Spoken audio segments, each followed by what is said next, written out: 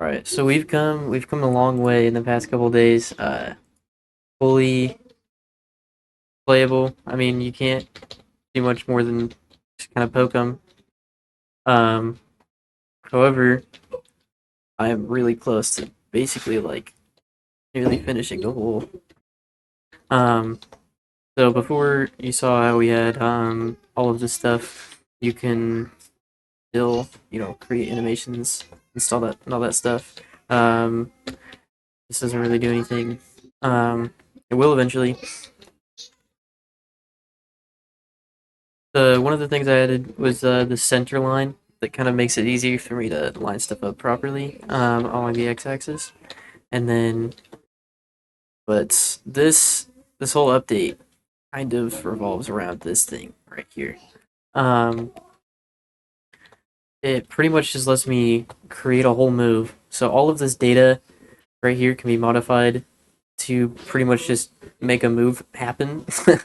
um, and part of what's cool about that is that I could literally make, his idle animation be an attack, or his walk forward, or literally any of these an attack. It doesn't just have to be this. Um, as you can see, all of this data. I think I have a chart somewhere. This stuff on the left gives you kind of a decoded version of what's going on here. Um, but pretty much you have your startup, your active, your recovery frames, and then Xbox or your hitbox locations for 5 different hitboxes. So each move can have a maximum of 5 hitboxes, um, which I think is plenty, especially since you can change the size of them. And then down here, there's like several different whoosh sounds that you can have, and this just tells you which frame to play it on and which sound to make. So, and then here is the canceling frame. So if it's a special cancelable move, um, then you'd set these frames to like 4 through 6. So frames 4 through 6 are here to there. So it's like a 2-ish frame cancel window. Um, but yeah, that's kind of how that works. And then this right here is your self cancelable. So since this move is self cancelable, it'll let you self cancel it within those cancel frames as well. Um, what's this? This is the so yeah, this means that it's not a special move, and he's not playing any player sound effects, so he's not grunting or yelling or anything. And then this the hit sound is pretty much just the how like just the sound it makes when it hits. And then here is the hit level. So this is a light, so that'd be 1. And then a medium would be 2, and a heavy would be 3. Then I'll probably add like, well, maybe I think just those 3 should be enough because all it is the sound effects. um, or not so much the sound effect, the like hit spark. Um, yeah, that's kind of all the data that you can store in here. Uh, yeah, I guess I can. That's kind of all the stuff that I have to show, but obviously that's pretty obvious why that's be powerful. Um,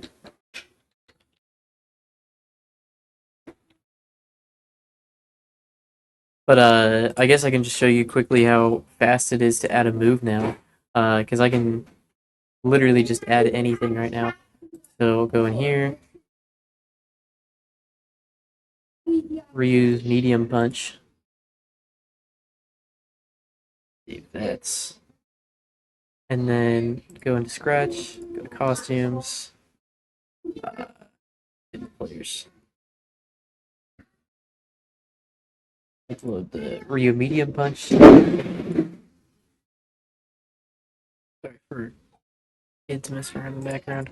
Um, Make sure that these are all in order.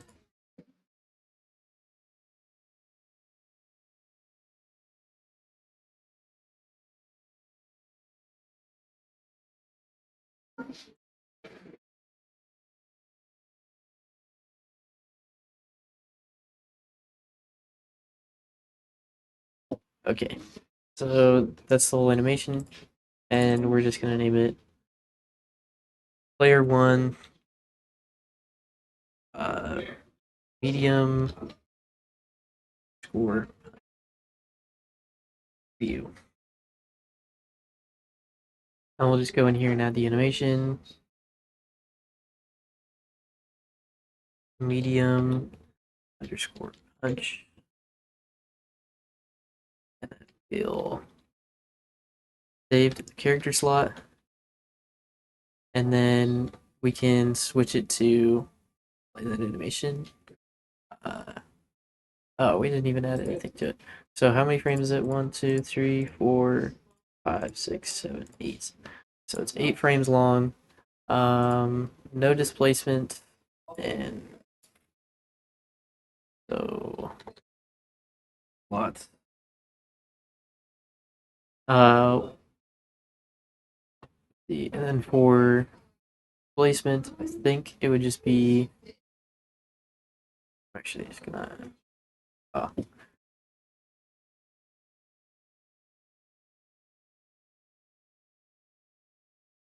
yes, I know this takes a long time to be able to get them just like this.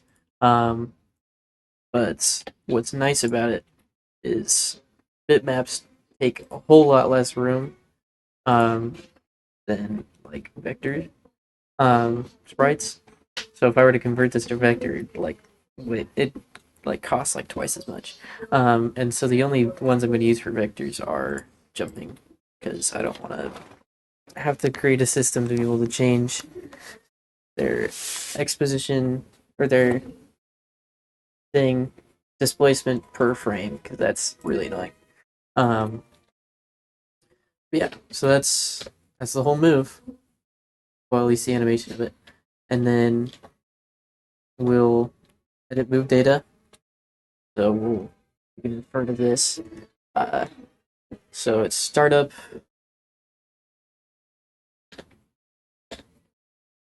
reframes. It's active for 2 frames. Then its recovery is 1, 2, 3,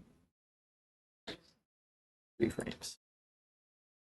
And then its first hitbox should be that's 136, 300. See what that looks like.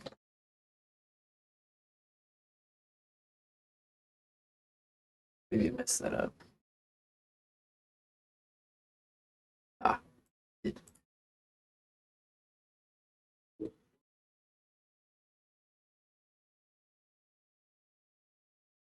state. Boom. And that was actually really close. So we'll make this instead. It will go out about 110.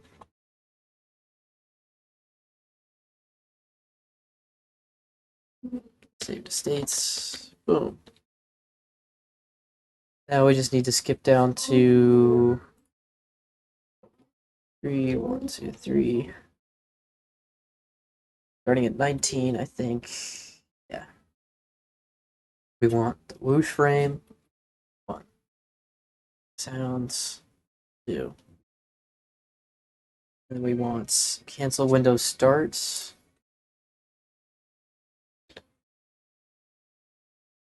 From 5.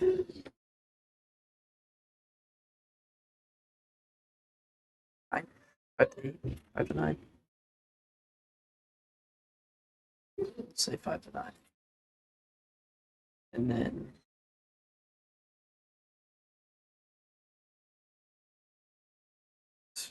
self cancel special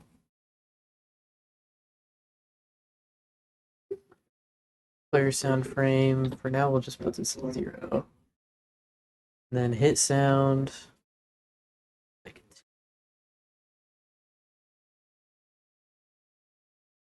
Hit level. we'll have to set it to 1 because I've only added light attacks. um,